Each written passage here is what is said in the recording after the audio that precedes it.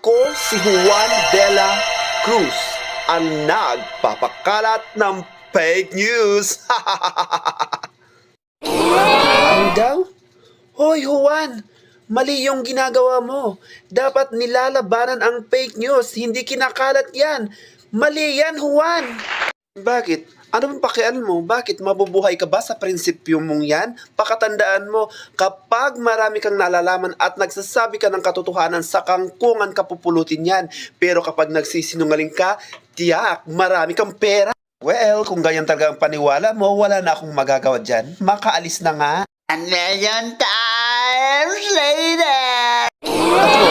Anong ginagawa mo dito? Mag-a-apply ka rin ba? Nako, kung ako pa sa'yo, umuwi ka na lang. Masasaktan ka lang. Bawal dito ang may prinsipyo at nagsasabi ng totoo.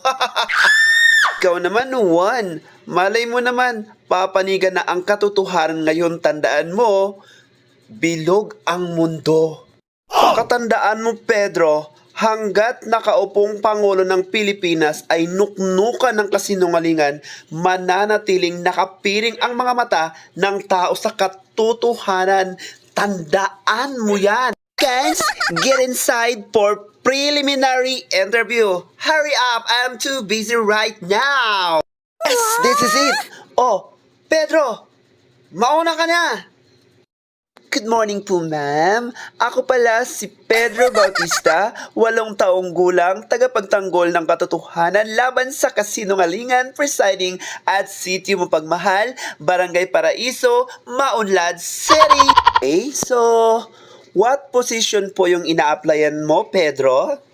Dishwasher po, ma'am, dito sa Gotohan ni Kipatantutan upang siguradong malinis ang pinggan at hindi mabahiran ng dumi o sebo ng kasinungalingan upang ang Gotohan ni Kipatantutan ay manatiling number 1 at marami pang customer ang darating at mamumuhunan.